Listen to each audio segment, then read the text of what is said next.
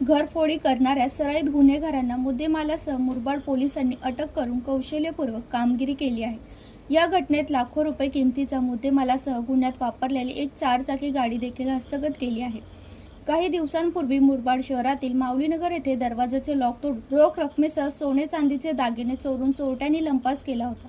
या प्रकरणी मुरबाड उपविभागीय पोलीस अधिकारी अनिल लांड यांच्या सूचनेनुसार व मार्गदर्शनाखाली मुरबाडचे वरिष्ठ पोलीस निरीक्षक दादासो एडके यांच्या नेतृत्वाखाली पोलिसांकडून तपास सुरू असताना सीसीटीव्ही फुटेज व तांत्रिक विश्लेषण करून मुरबाड पोलिसांकडून आरोपी शेर चव्हाण व सद्दाम हुसून खान या दोघांना अटक केली आहे.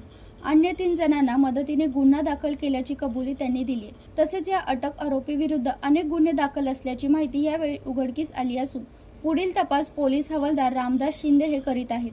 जीवन शिंदे, जनशक्ती, मुरबाड.